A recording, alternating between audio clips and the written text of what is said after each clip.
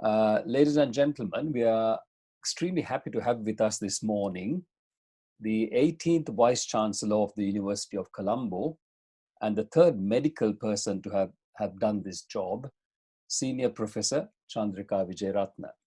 Now, Chandrika had a stellar undergraduate career, and then she joined the Department of Obstetrics and Gynecology as an endocrinologist in 1993. She was then a senior lecturer, and then she became a senior professor in 2010, having done an MD in internal medicine in 89, and also done a research degree, a Doctor of Medicine in 2003, both from the University of Colombo. She was a Commonwealth Fellow in 1999 and 2000, but has multiple honorary fellowships from Learned Society, too numerous to mention. But I think one of her highlights was being elected the International Laureate for Excellence in Endocrinology in 2017 of the American Endocrine Society for her pioneering work in the ethnic variations of polycystic ovary syndrome and transforming the management of diabetes in pregnancy in a resource-limited setting. And this is a very high achievement indeed. Chandrika's interests are mainly in women and women's reproductive health, and she's also, amongst many other duties that she's performed in Sri Lanka, has been the past president of the Sri Lanka Medical Association, Ceylon College of Physicians, and the Endocrine Society of Sri Lanka. I hope I haven't missed out on anything, Chandrika. Now, Chandrika, I need to, before we start off on the serious stuff, I'd like you to tell me what the day looks like for a Vice Chancellor in Colombo. What do you do during the day? Right. Now, at the outset, I would really like to thank Kuvera, whom I have known for, I think, many decades. And it's really wonderful to be interviewed by such a great personality. And thank you for those very kind words, Kuvera. I don't think I deserve most of what you said. But nevertheless, to answer your question about the day in the life of a Vice Chancellor, I really don't see much of a difference from being a clinician, to be very honest. I mean, we used to, in a clinical scenario, you identify problems, often complex problems, and try to find solutions with whatever resources you have in a logical, objective manner. And over here, I mean, I've never been a head of department, I've not been a dean, but I had handled lots of projects. And as you said, managed many mature organizations. I felt it was worthwhile my coming forward as to be selected as the Vice Chancellor when there were several people who felt that I could fit into this role. And having been in this seat for now 13 months plus, what I can say is, I mean, these are human problems that we have in education wherever you go. And higher education is probably more so because you're dealing with mature learners, or what we think are adult learners. And in this kind of mixed bag, my day, well, it's more organized than in a ward or a clinic, probably more predictable, but still there are the large quantum of unpredictable elements which keep popping up. It might be human resource issues, it might be financial, but everything boils down to the most important person in this field, and that is the student. Having said that, there are very formal, transparent, and the day would start more or less at 8, but I would work on my computer much earlier. And actually the coordinated mechanism and the response of the young administrators is quite humbling, considering the challenges they have to face. And of course, to ensure that we have the strictest discipline. So the aspect of discipline, which probably we underrate, when we are on the other side of the table is something that strikes me, that we have to stick to this, adhere to a very strict protocol and carry on. But the days are interesting. So, Chandrika, from what you say, it seems to me that the work is more or less the same, but there is a difference in nuance and emphasis. And here the student is the main man, and in the wards, the patient is the main person. So that's very enlightening. Do you miss your clinical work at all? I do. I do try to go to at least to the clinic. I think I should get myself better organized and try to at least visit a clinic or two and take some student classes. But it's just that it's sometimes the time is not mine. And therefore I have not really stuck to it, though I did request certain sessions for myself, as it were, and not been able to follow them. So that is one of my negative remarks about having taken on this position. I miss it. But I find if and when I go there, I don't feel that there was a time gap. I think people will know that those of us who have been in the clinical fields will miss clinical work wherever we go. And I'm glad that you're able to do some while you are the Vice Chancellor. What about your research? I don't know whether the audience knows that Chandrika is a highly published author of many seminal pieces of research, mainly on polycystic ovary syndrome, where she's looked at the genetics of it in extensive studies. And do you miss this? Well, yes and no. But having I supervised about 12 PhDs or MDs in ComMed, and that's a very demanding exercise. And of those, I have only one PhD of a colleague of mine who's overseas. That's the only one that I need to, the data has been analyzed. But it's a very demanding, you know better than I do. And probably now I'm looking at research and development and the policy and way forwards and other aspects which I feel I can improve for others. And supervising 12 PhDs is, I can tell you, no joke, Chandrika, while at the same time being the Vice Chancellor of Colombo. That is a job for a superwoman. Now, in terms of research, how important do you think research is for the medical educators and the researchers in Sri Lanka as a group? Do you want to pay a higher emphasis on research, or is it adequate now as you think it is?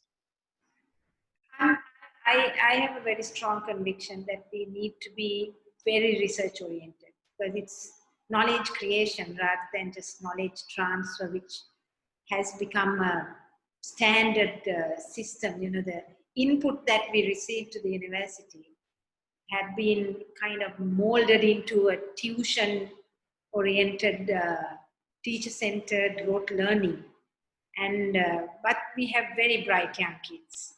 And I'm sure if we are to move forward, as a country, as a society, we really need to be much more active learning.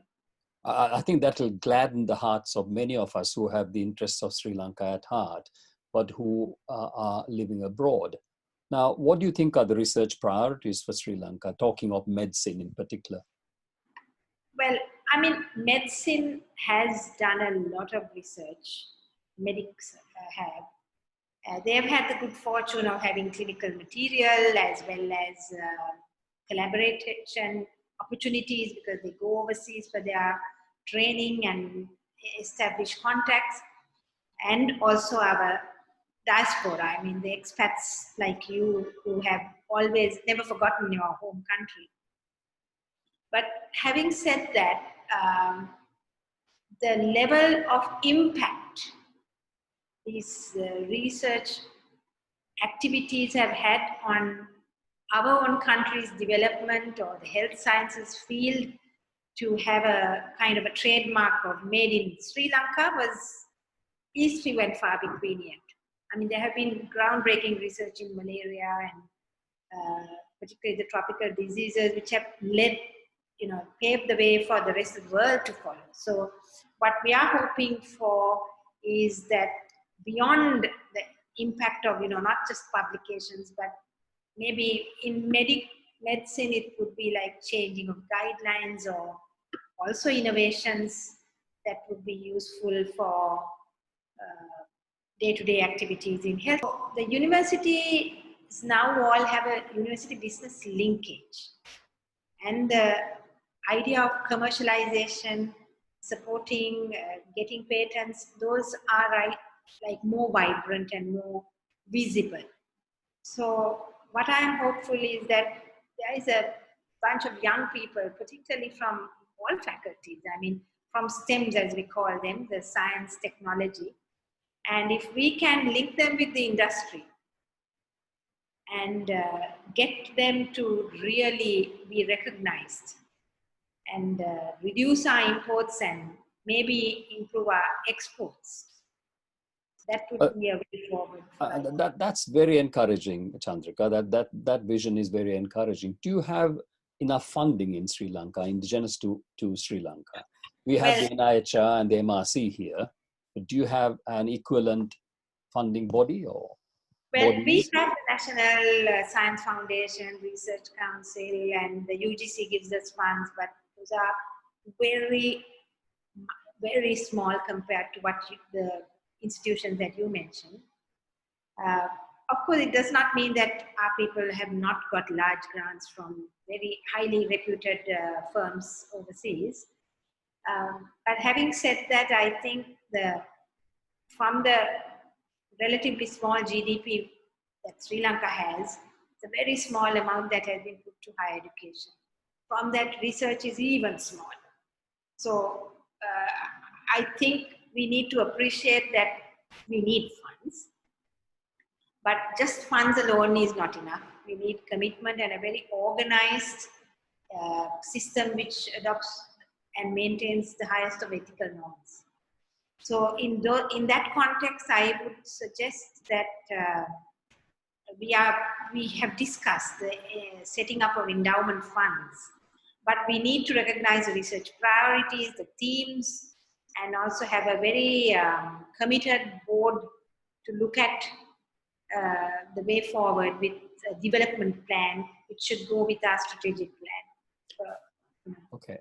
Chandrika, now shifting to medical education for a little while. Do you think there's a level playing field in undergraduate education in Sri Lanka? Do you think everybody gets what they deserve?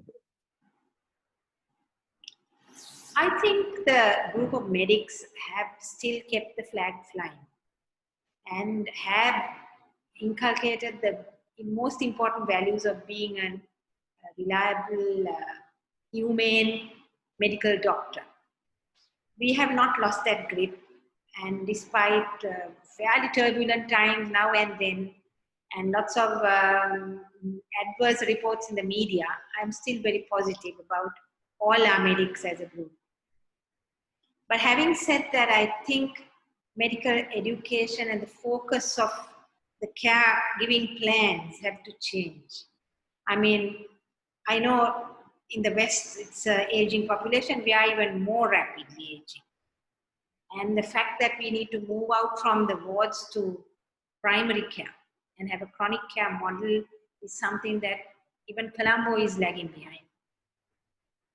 We are still, we have a lot of community-based teaching, but still the level of compartmentalization of public health from curative care, tertiary versus primary are things that I would like closer connectivity and to bridge those gaps. And so we have to change with the times. Telemedicine has come up way above anything else in today's context of health and safety. So we need to explore those, but still maintain those humane values. Okay. And the fact that we need to be very conscious that there's a lot of poverty still in our country, and that needs to be addressed. Okay. Now, just getting on to medical graduates, As you know, there is a very tight system of regulating medical graduates in Western countries. Do you think the concept of doctors regulating themselves, that it happens in Sri Lanka as well, is a good idea? I don't think so. To be very honest, I feel quite strongly about this because I remember I came to the BMA for a presidential task force activity in 2017, and I realized that the GMC consists of more than 50% of non-medical personnel. And that would mean that, you know, the non-medical personnel would look at it from the public's perspective. Our main and the most important stakeholder and those who keep us going, who have created us. So I think we need to respect that and have a SLMC, actually the ordinance changed, not with a view to allowing things to be done wrong, but to get the public's, to win the public's confidence and also engagement. That is very important. So you think the current crop of doctors that graduate from university, when they practice, should be more accountable to the public? Definitely change. And I think everybody will support you there, because things like audit, service improvement, quality improvement are standard things that we do in our day-to-day practice here. We're getting to the end of the interview, Chandrika. I just want to ask you, what of the future for the university? What is your vision for the future for the university? Well, to be honest, I may have answered you differently a couple of months ago. But now having tasted or savored the flavor of online learning, we all spoke about it and knew that the lecture room based learning was not the standard, the best. And we knew there was something called blended learning. We had given it some thought, but we were catalyzed into action. So though the universities were shut down, we ensured that the young ones were kept engaged. And in this digital era, I mean, we could do it. There was a fair amount of resistance from some sectors of our teachers who felt very uncomfortable, you know, going digital. But I must say that we have survived, and I feel, I'm very positive that at least the proportion of our curricula can be done online, digitally, which will also might create better graduates and also might give opportunities for more students to come. That's encouraging, Chandrika. In this whole process, what is the impact of political interference? Is there political interference? And if so, what is the impact of that? To be very honest, I have never experienced political interference. I think it depends on the person who might be perceived as being interfered with. I mean, if we stick by our basic principles, respect, transparency and discussion, and from a kind of a bottom-up approach in many of these decision makings, I think no one is going to interfere. They would only respect us, and we could keep our good name and flag flying. I respect that answer, Chandrika. One final question then. We talked about the university. What about the future for the Vice Chancellor then? When you give this up, are you going back to your research? Are you going back to your clinical medicine? What is the future for her? If I may ask you, are you retired now? I am actually, but I'm keeping my hand in the thyroid research group, as you know, and I do a clinic once a week. Well, I think you look younger than ever, touch wood. It's the makeup, Chandrika, it's the makeup. So therefore, I would consider, I think, probably, you know, fading away from the general circulation, and you know, it will open up lots of avenues for lots of other things to be done. So you will diversify your role in Sri Lanka. Will you get back into research, because you were doing some really good research in polycystic ovary syndrome? Well, I'm not sure, but I would certainly support any research groups to think of new aspects like the biomics and the need to correlate with the clinical scenarios, and also the indigenous medicine. Ayurveda, Unani, and Siddha are the three. For the South Asia, it's not Sri Lankan itself, but nevertheless, I feel that we need to have complementary medicine, because we talk of health, but we don't talk so much about well-being. Yahapavatma, I don't know the Tamil word. And there is no doubt about it, the way people flock, including our medics, for the pattu or the various, at least the topical things, and the way the tourists come. Obviously, there's something that needs to be looked at in a very, it's a mix of science and art, no doubt, but we need to preserve it without it getting contaminated by Western allopathic medicine. Chandrika, I've thoroughly enjoyed this interview. I hope you have, and I'm really grateful to you for giving us this time from a busy schedule. And I hope we can come back to you at some point and then talk to you again. Okay. Thank All you. the best. Stay safe. Thank